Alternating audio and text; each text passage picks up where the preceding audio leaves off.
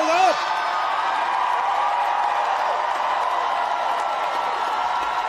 Are you ready to go?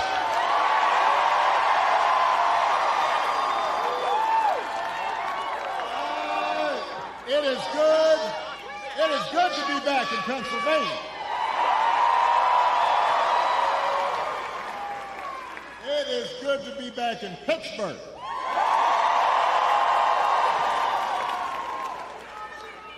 I love Pittsburgh. You know, I love the people of Pittsburgh. I love the food in Pittsburgh. I don't usually do this, but this is a little bit of a Yelp rating. Just had some of Pamela's pancakes.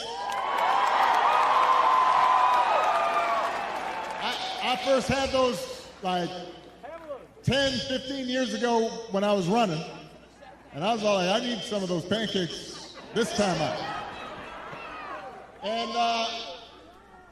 And even though I'm from Chicago, some of you may know, when I was a kid, I was a Steelers fan. So, and watching the Steelers this season, it seems I'm not the only guy from Chicago who likes being in Pittsburgh. Because so far, Justin Fields is doing pretty good. Now, before we get started, we have a little bit of work to do here. All right, so I want everybody to be, just settle in. We got some work to do. Before we get started, I did want to say that we are, heartbroken about the loss of life in Florida, North Carolina, states across the Southwest. We are thinking about people, families whose lives have been upended by the storms over the last couple of weeks. I could not be more grateful for the first responders and FEMA professionals who have put themselves in harm's way to try and help.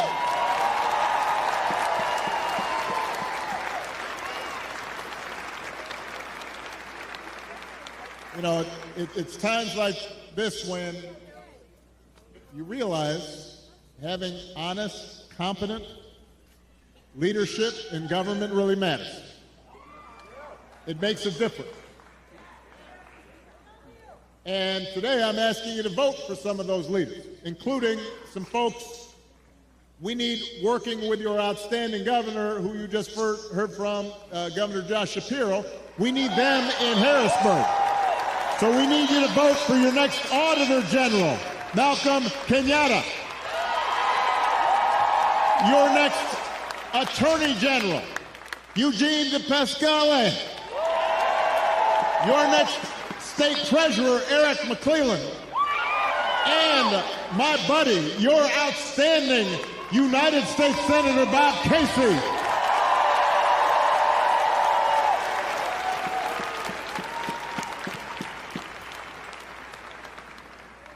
Now, here in Pennsylvania, there are 3 ways to vote. You can vote early, in person, at the county election office, or at a satellite office. You can also vote by mail. And if you need to figure out how to do that, just go to iwillvote.com PA to find a place to vote early or to request a ballot. And of course, you can vote at your polling place on Election Day, November 5th. But if you're at this rally, let's face it, you're probably voting unless you are 12. So you also have to help your friends and family make a plan to vote. And even if you're 12, you can do that. Talk to your mom and dad and aunts and uncles, because together we have a chance to choose a new generation of leadership in this country and start building a better and stronger and fairer and more hopeful America. Now, you've already heard tonight, this election is going to be tight, because there are a lot of Americans who are still struggling out there. They're still striving to make life better for themselves, for their families, and for their kids. And let's face it, as a country, we've been through a lot these last few years. We had a historic pandemic wreaking havoc on communities and businesses. Disruptions from the pandemic then caused prices to spike, and that put a strain on family budgets. And in many ways, it's felt like the aspirations of working people have taken a back seat to the priorities of the rich and the powerful. So I get it, why people are looking to shake things up. I mean, I am the hopey-changey guy. So I understand people feeling frustrated and feeling we can do better. What I cannot understand is why anybody would think that Donald Trump will shake things up in a way that is good for you, Pennsylvania. I don't understand that.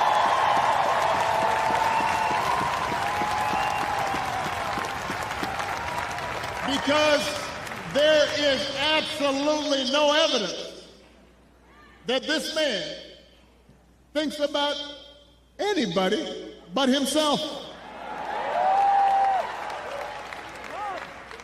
I've said it before. Donald Trump is a 78-year-old billionaire who has not stopped whining about his problems since he rode down his golden escalator 9 years ago. You've got the tweets in all caps, the ranting and the raving about crazy conspiracy theories. You got the 2-hour speeches, word salad, just, it's like Fidel Castro, just on and on. Constant attempts to sell you stuff. Who does that? Selling you gold sneakers and a $100,000 watch and most recently a Trump Bible. He wants you to buy the Word of God, Donald Trump edition. Got his name right there next to Matthew and Luke.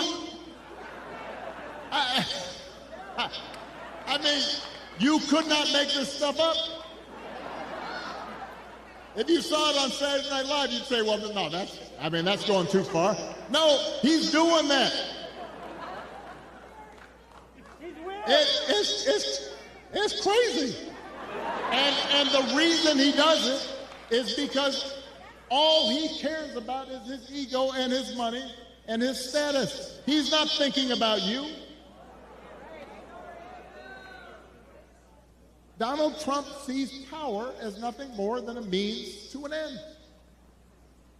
He wants the middle class to pay the price for another huge tax cut that would mostly help him and his country club buddies. Doesn't care if he costs more women their reproductive freedoms because it won't make a difference in his life. Do not boo. Vote.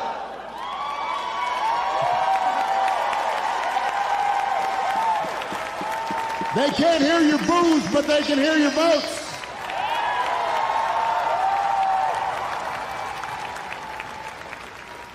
Most of all, Donald Trump wants us to think that this country is hopelessly divided between us and them, between the quote-unquote real Americans who support him and the outsiders who don't.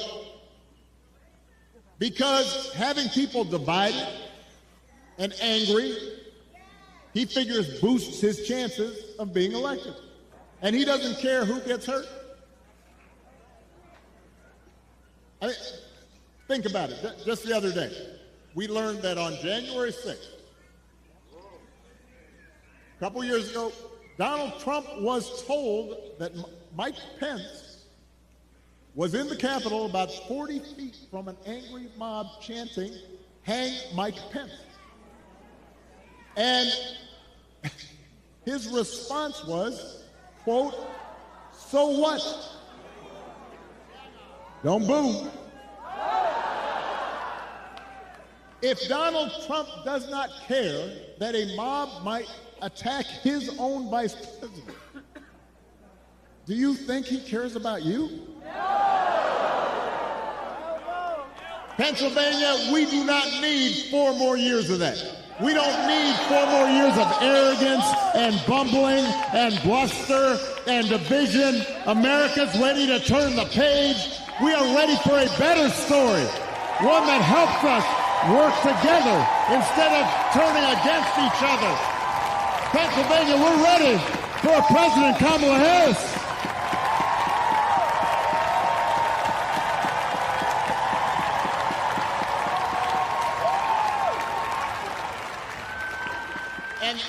And the good news is Kamala Harris is ready to do the job. This is a leader who has spent her life fighting on behalf of people who need a voice and a champion. Somebody who was raised in the middle class, who worked a summer job at McDonald's while she earned a degree, who believes in the values that built this country. Somebody who has served with distinction in every office that she has ever held. I think we probably had a fainting spell back there. So let's make space for the emergency folks. This happens sometimes. Everybody bend their knees a little bit. You've been standing for a while. You can dance if you want. I just suggest bend your knees. But she'll be okay. Kamala is as prepared for the job as any nominee for president has ever been. That's who Kamala is.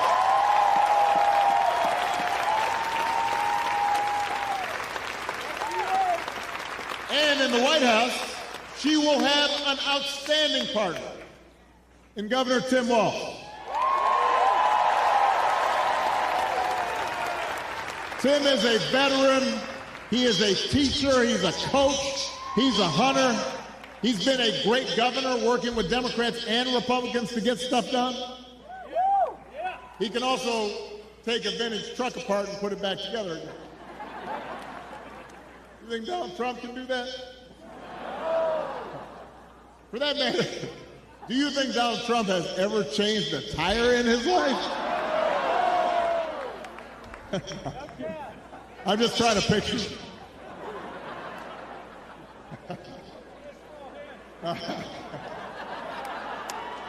The point is, if you elect Kamala and Tim, they won't be focused on their problems, they'll be focused on yours. They understand that too many folks here in Pennsylvania and across the country are struggling to pay the bills. Even though wages are steadily growing and inflation is finally slowing, the price of everything, from health care to housing to groceries, it's still too high. And that takes a real bite out of paychecks. It hurts. So the question is, who's really going to do something about it? That's what you should be asking yourself. Now, Donald Trump's plan is to do what he did last time, which was give another massive tax cut to billionaires and big corporations. And then, don't boo, I'm going to break you of this habit. And the reason some people think, wow, I don't know, I remember that economy when he first came in being pretty good. Yeah, it was pretty good, because it was my economy.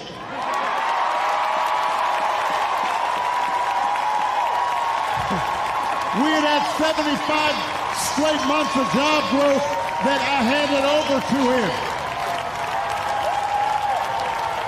It wasn't something he did.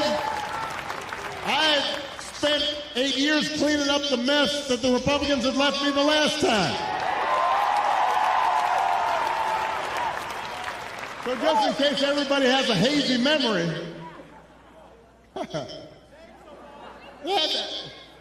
he didn't do nothing except those big tax cuts. His other big economic plan now is to slap tariffs on everything, from food to TVs. Now, understand what tariffs are. Anything that's coming from that's made elsewhere and comes here, you slap extra money on top of it. And if other countries are cheating, in some cases, it makes sense because you want to have a fair playing field. But what he's proposing is basically a Trump sales tax that could cost the average family almost $4,000 a year. So if you're concerned about higher prices, that is not the way to get lower prices. That's going to come out of your pocket. You think prices are high now? Donald Trump's message basically is, you ain't seen nothing yet. All right, so that's as far as you can tell, that's his plan, right? Because it's not written down anywhere. When it comes to health care, you heard it in the debate. Donald Trump's got one answer. Ending the Affordable Care Act that 45 million people rely on. The other day, his running mate, J.D. Vance, had you gotta vote.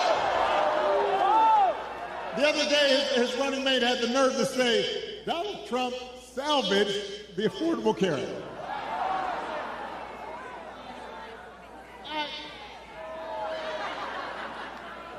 I mean, Donald Trump spent his entire presidency trying to tear it down. And by the way, he couldn't even do that right. And now,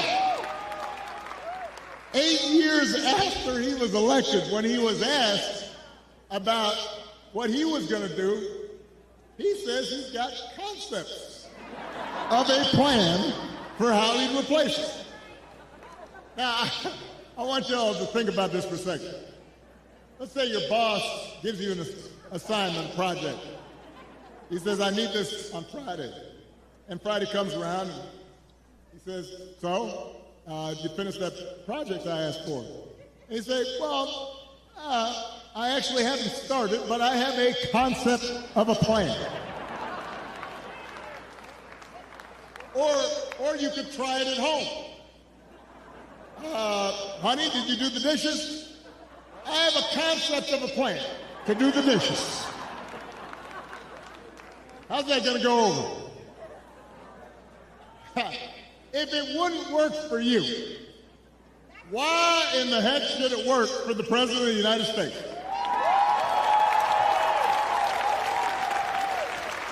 But the good news is, Kamala Harris, she doesn't have concepts for a plan.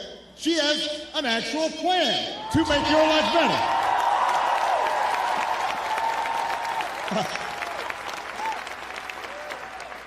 To bring down the cost of things like groceries. She'll go after corporations that are jacking up prices. Just like she went after big banks and for-profit colleges when she was an attorney general in California. And believe me, when she does, nobody's going to want to stand in her way. I remember after the home mortgage crisis, Kamala pushed me and my administration harder than any other attorney general in the country to make sure homeowners got a fair settlement. It did not matter that she was pushing a Democratic administration. She was not going to let anybody stop her from winning as much relief as possible for the families who deserved it. And because of the work she did, those families got billions more than they would have otherwise got. That's the kind of president Kamala Harris will be.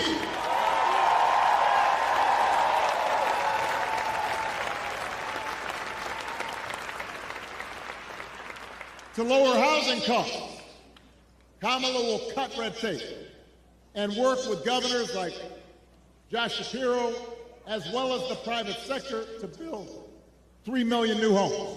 And she'll give first-time home buyers up to $25,000 to help with the down payment. Plans, concrete plans. And for a lot of folks, that could be the difference between watching their dreams pass them by and finally owning a place of their own. To lower health care costs, Kamala already worked with Joe Biden to take on the drug companies and bring down the cost of insulin and hearing aids and more than 50 prescription drugs And as president, she will never stop working to limit out-of-pocket costs and protect your care. That's who Kamala is. She's got a track record of doing it. And here's the big one. Instead of giving more tax breaks to billionaires and raising prices on working families, Kamala will give a tax cut to 100 million middle class and working people here in America.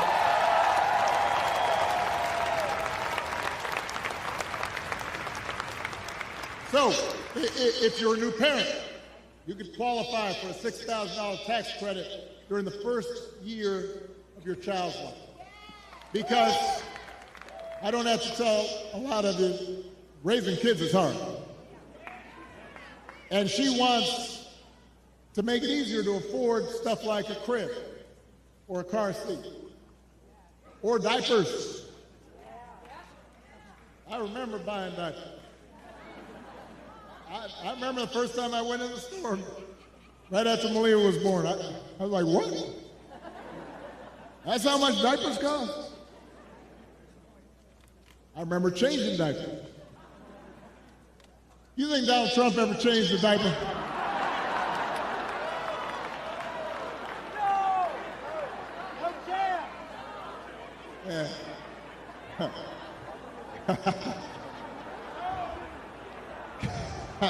I almost said that, but I decided I shouldn't say it.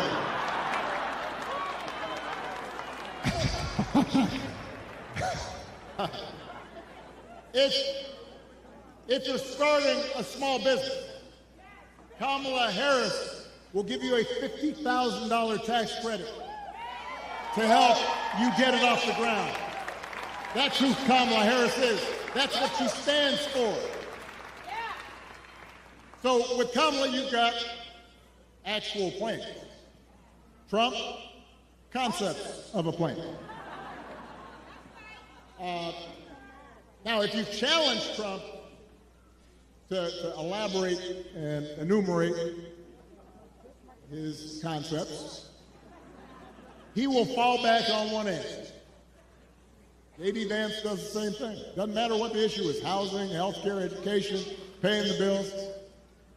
Their only answer is to blame immigrants. They want you to believe that if you let Donald Trump round up whoever he wants, by the way, and ship them out, all your problems will be solved. Now, we've got real issues at the border. We are a nation of laws and a nation of immigrants. We have to make sure it's fair. There are communities at the border that can be overrun. We've got to actually solve a problem. But when I hear Donald Trump talking, I've got one question. As I recall, Donald Trump was president for 4 years. And if rounding up and deporting millions of desperate people and building the beautiful wall, and didn't matter whether some of those folks you rounded up were women and children, if that's the answer to everything, well, why didn't you solve the problem? Why were the number of immigrants basically the same when you left office as when you took office? I'll tell you why. Because he didn't have a real plan. He had talking points. He had concepts of a plan. And the plan was mean and ugly. And it was designed to enhance his politics and make people angry, not to solve the problem. You know what would actually help bring order to the border and fix our immigration system?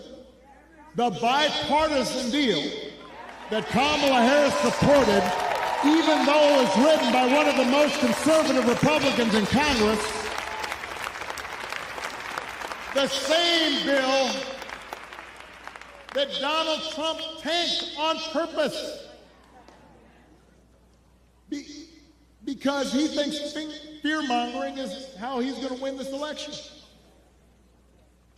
He told Republicans, even the ones who had originally supported, don't vote for it, because he doesn't want the problem solved. We don't need a president who will make problems worse just to make his own political circumstances better. We need a president who actually cares about solving problems and making your life better. And that's what Kamala Harris will do.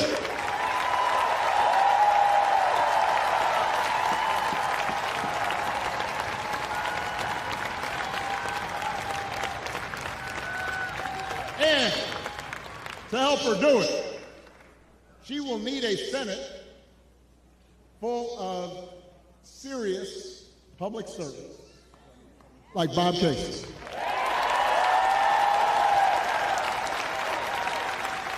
I'm going to talk about this man just for a second.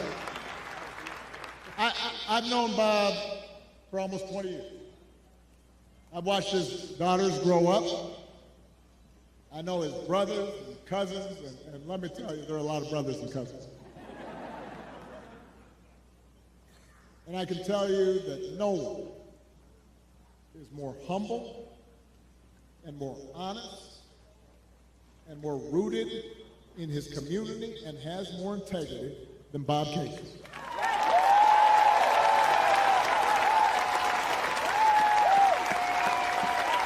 You know, in Washington,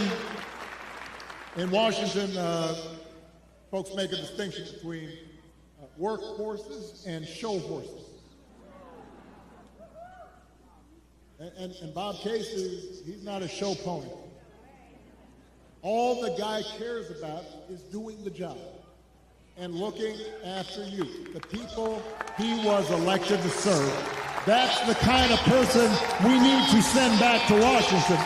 That's the kind of person who's going to help Kamala get stuff done. Folks who share our values and will do what they can to move this country forward rather than backward. That's who Bob Casey is.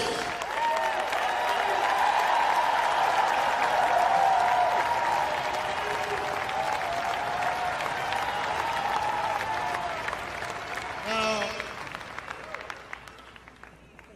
one of those values is freedom. And during election time, there are a lot of flags and there's a lot of talk about freedom. So let me talk about that just for a second. Because I don't think we've ever had an election with candidates who understand freedom more differently. For Donald Trump and his cronies, freedom means that the powerful can do whatever they please. Fire workers for trying to organize a union. Dodge paying their fair share of taxes. Try to draw out your votes when they lose an election. Control what women can and can't do with their bodies. In other words, for Trump, freedom is getting away with stuff.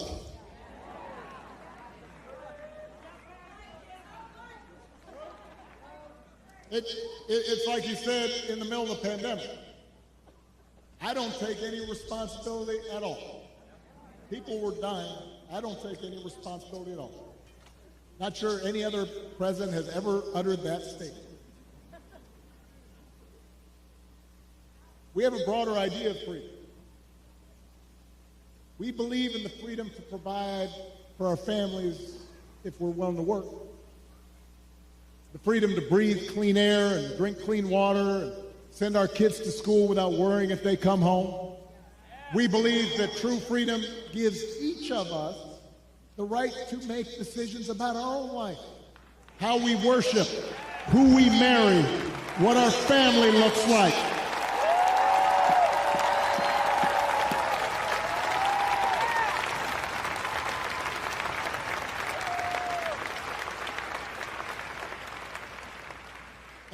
And real freedom also means that we're going to disagree on how each of us should live our lives. And we have to respect other people's views on these issues. You know, I've always said there are good people of conscience on both sides of the abortion divide. I respect anyone whose faith tells them that it isn't something they support. But if we believe in freedom, then we should at least agree that such a deeply personal decision should be made by the woman whose body is involved and not by politicians.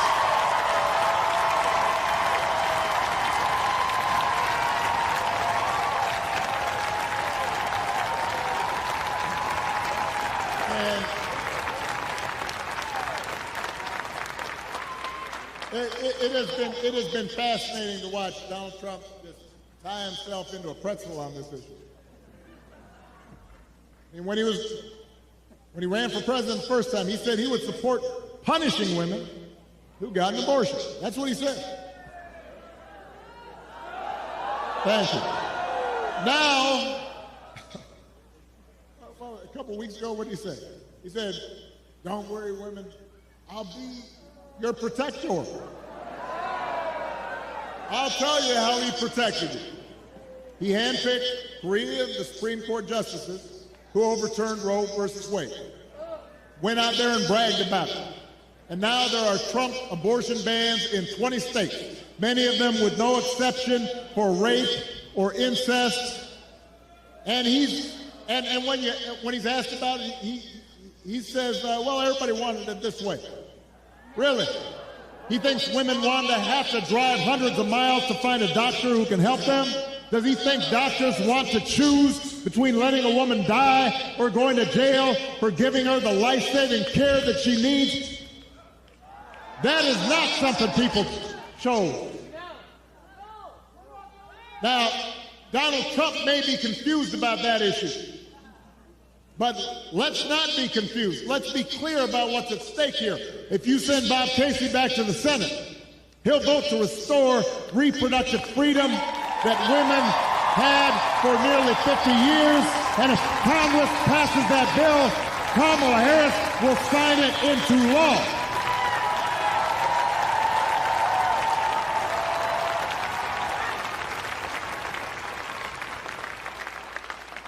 Because they understand that freedom is about being able to make the right choice for ourselves and our families. It's about recognizing that other people have the freedom to make their own choices, even if they're different from ours. And it's an example of how,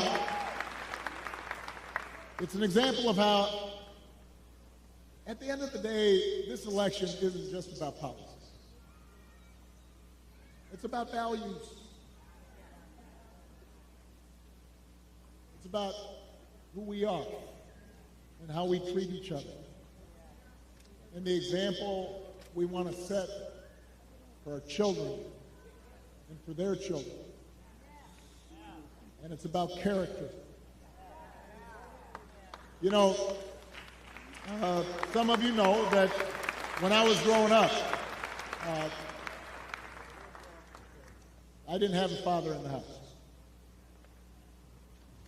But I did have plenty of people around me. Stepfather, grandparents, teachers, coaches,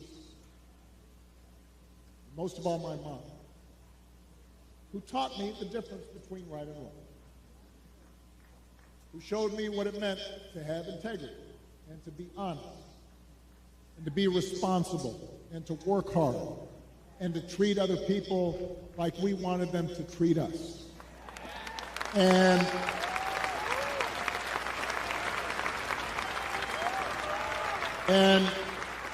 I had a bunch of role models out there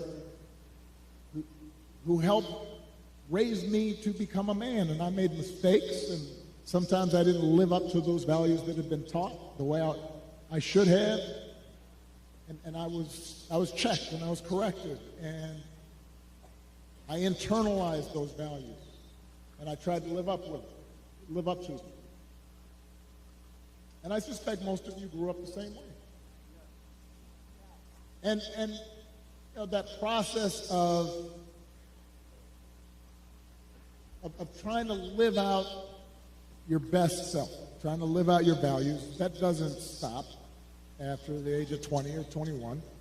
it keeps going. And as I got older, I continued to benefit from friends like Bob Casey and Josh Shapiro and others who would reinforce those values and who I didn't want to disappoint. And obviously, my wife and my daughters, you know, who I want to make sure, Malia and Sasha are watching. I want to make sure that I don't disappoint them and that I'm passing on these values to them. You know, and here in Pittsburgh, I'm thinking about another example. Somebody who was a dear friend of mine and who's passed away now, Dan Room, who, you know, here was a guy who won 6 Super Bowls, 8 AFC championships, had enormous wealth and power.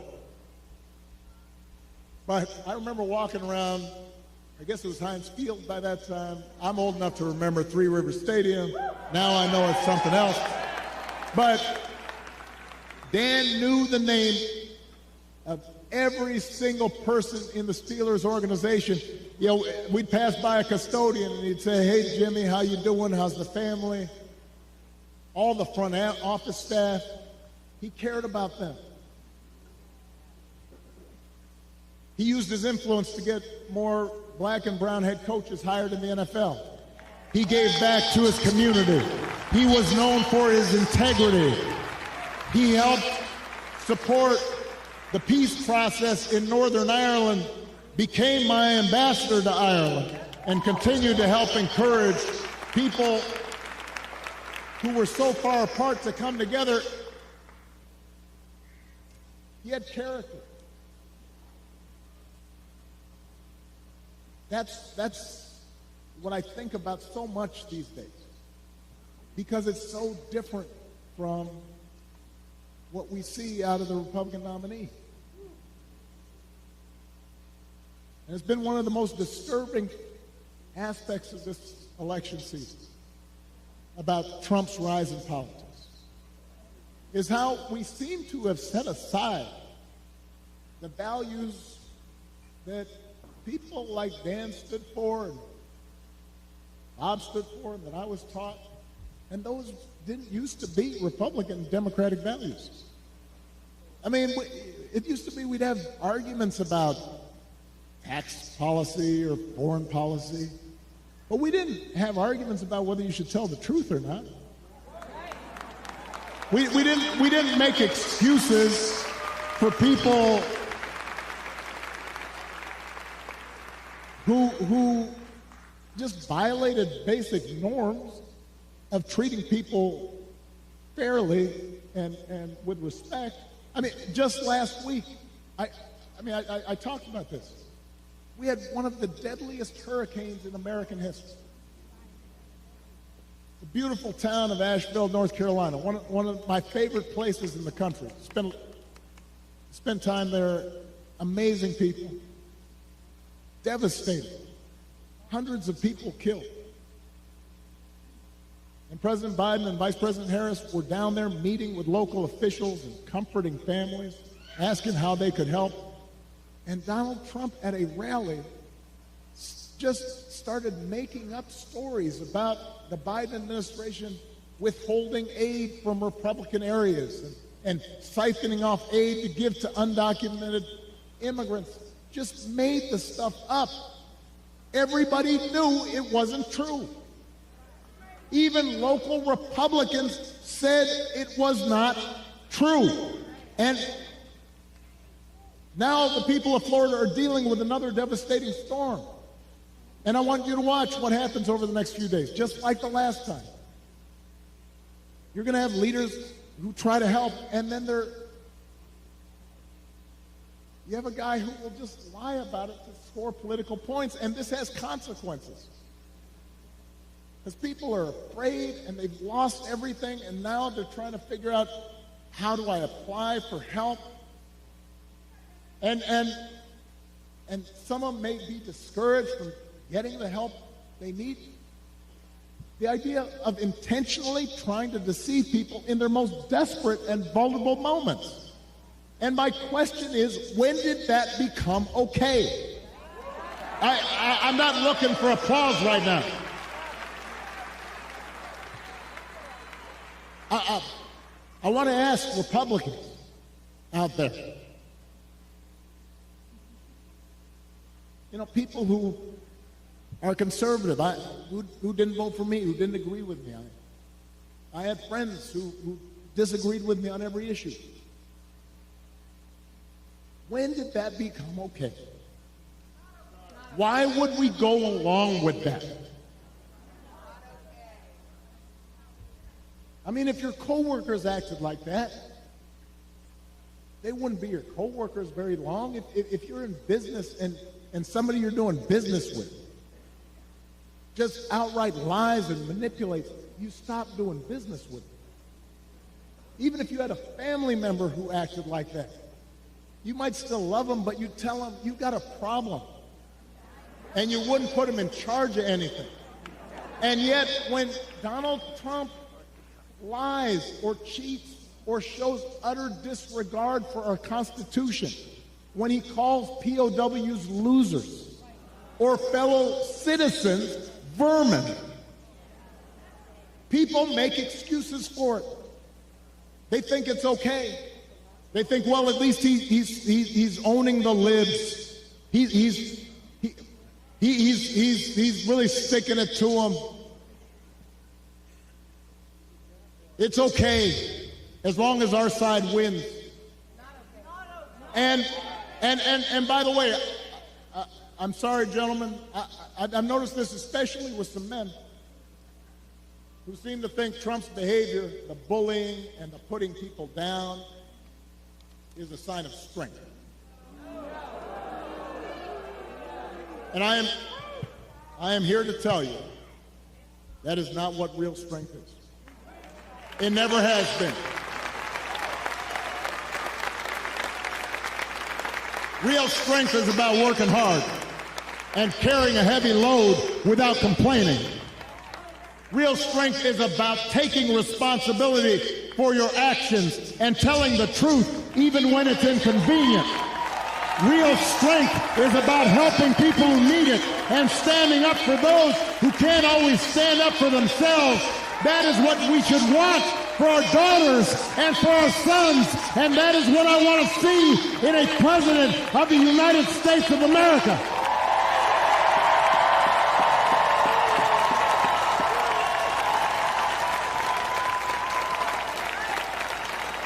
And the good news is that you have candidates to vote for in this election that demonstrate that kind of character, who know what real strength looks like, who will set a good example and do the right thing and lead this country better than they found it. So, Pennsylvania, that is the choice in this election. It's not just about policies that are on the ballot. It is about values, and it is about character.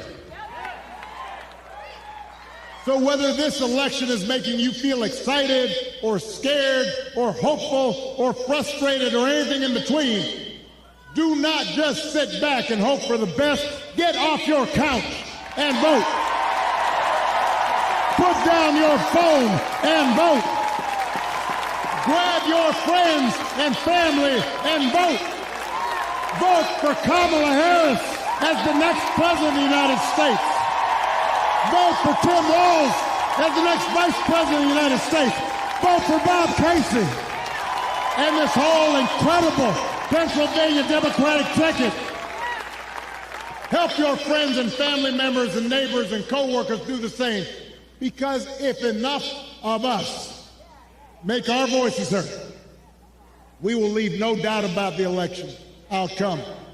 We'll leave no doubt about who we are and what America stands for.